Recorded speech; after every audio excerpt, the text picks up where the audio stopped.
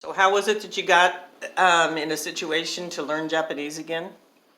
Well, I met this young woman by the name of Jan, and she lived on a farm.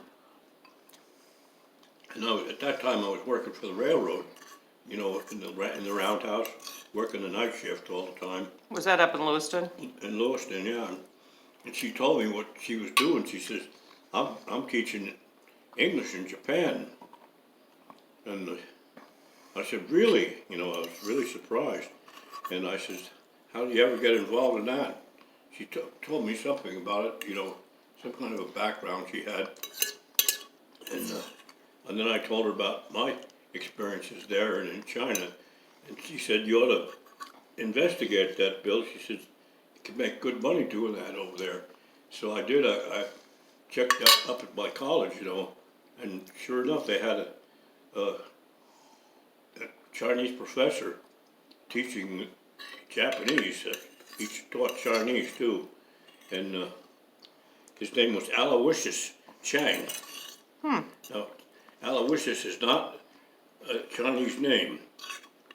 And the more I thought about it, the more I thought that he must have come from a Catholic family and had to leave China after China turned communist. Because Aloysius was a famous Irish Catholic saint. Oh, I did not know that. Yeah. I never asked him about it, but I assumed that he was a Catholic, Anyway, I went up there and registered, and Jan told me that they taught it up there. And, I had to go up there 3 times a week, and I went for a whole year. I went for the fall semester and the spring semester, and then the summer I finished. So I had a complete year of learning that, And then as it turned out, I met, this was in 1978 when I already lived in St. Anthony, but I kept contact with Jan, and she said that she was going back to Japan that fall. So I found out when she was going, and I made plans to meet her in San Francisco and fly together over there. And she had her younger sister with her too, And anyway, and I drove over to Oregon where Clayton was still with the Coast Guard, when I left my pickup with him. And I got on a bus there at Depot Bay where he was stationed. And then I took it down to San Francisco and met her in the airport there. And we flew over to Japan together. And anyway, she told me how to get started there, and I didn't have any trouble at all. I didn't have to be educated in English or anything, just as long as I was a college graduate. So I got a job right away, and well, I just kept going back there every year. I had to get my visa every 6 months, and I went to the Philippines to do that. So what was the age range of the people that you were teaching? Were they specific age groups or? Well, the youngest was a young girl about 6 years old. Her parents had been to America, and they were going back, and they wanted the girl to learn English. So I just had her as one student there. She was my first student, and I didn't have any trouble teaching her to say the letter L.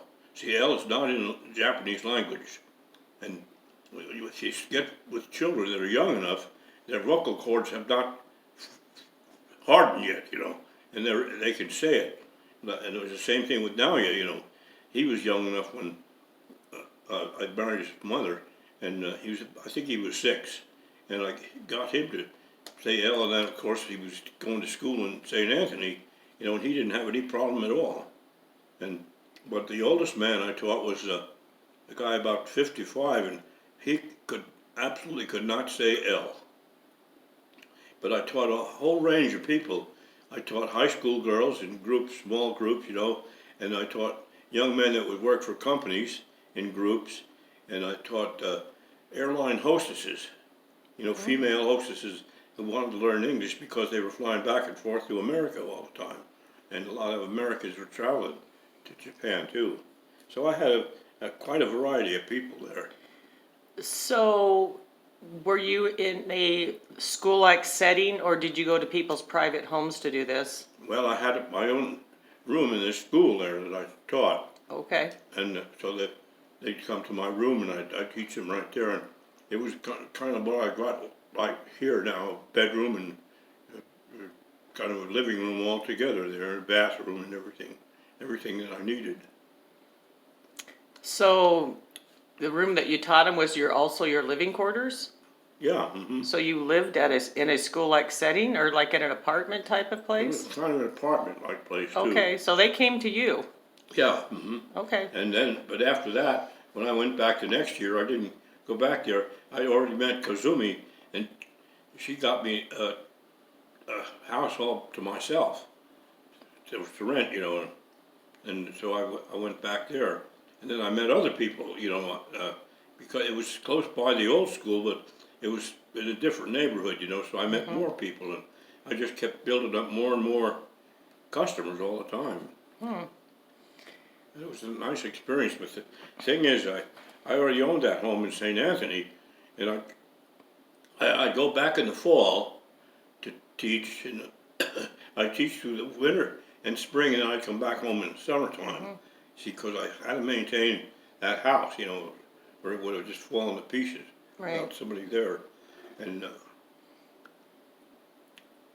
anyway, that's what I did. And besides, the climate was so hot and sticky in the summertime in Japan. I didn't want to stay there in the summertime. Right.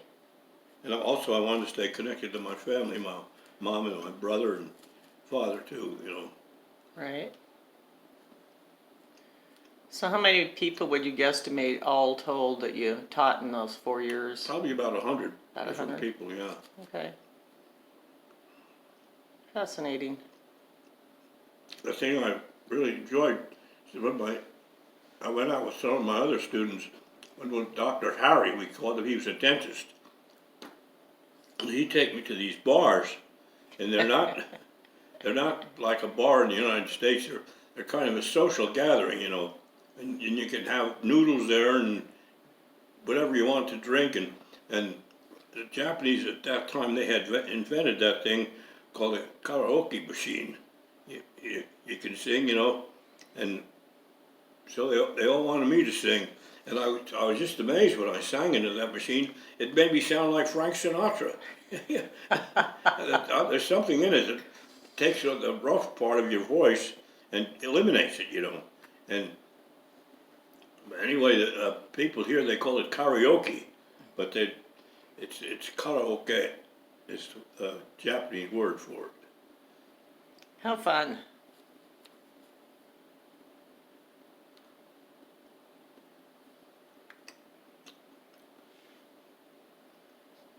Thank you for sharing that with us. I thought everybody